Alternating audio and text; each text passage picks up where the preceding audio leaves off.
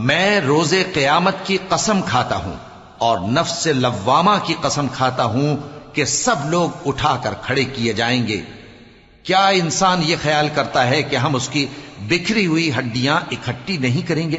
ضرور کریں گے، اور ہم اس بات پر قادر ہیں کہ اس کی پور پور درست کر دیں۔ مگر انسان چاہتا ہے کہ آئندہ بھی خود سری کرتا چلا جائے، پوچھتا ہے کہ قیامت کا دن کب ہوگا۔ سو جب آنکھیں چندھیا جائیں اور چاند گہنا جائے اور سورج اور چاند جمع کر دیے جائیں، اس دن انسان کہے گا کہ کہاں ہے بھاگنے کی جگہ؟ کہیں نہیں، کوئی جائے پناہ نہیں۔ اس روز تمہارے پروردگار ہی کے پاس تمہیں جا ٹھہرنا ہے۔ اس دن انسان کو جو عمل اس نے آگے بھیجے اور جو پیچھے چھوڑے ہوں گے سب بتا دیے جائیں گے۔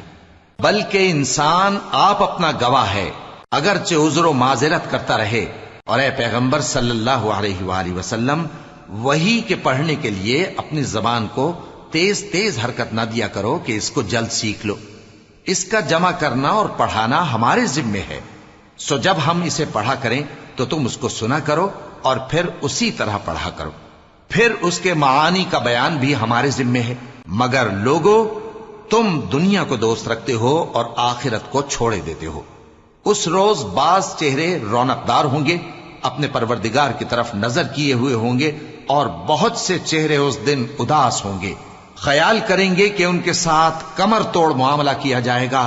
ہاں، جب جان گلے تک پہنچ جائے اور لوگ کہنے لگیں اس وقت کون جھاڑ پھونک کرنے والا ہے، اور اس جاں بلب نے سمجھا کہ اب جدائی کا وقت ہے اور پنڈلی سے پنڈلی لپٹ جائے، اس دن تجھ کو اپنے پروردگار کی طرف کھینچے چلے چلنا ہے۔ پھر ایسے مغرور نے نہ تو پیغمبر صلی اللہ علیہ وآلہ وسلم کو سچا جانا اور نہ نماز پڑھی، لیکن جھٹلایا اور منہ پھیر لیا، پھر اپنے گھر والوں کے پاس اکڑتا ہوا چل دیا۔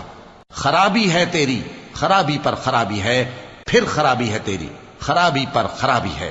کیا انسان یہ خیال کرتا ہے کہ اسے یوں ہی چھوڑ دیا جائے گا؟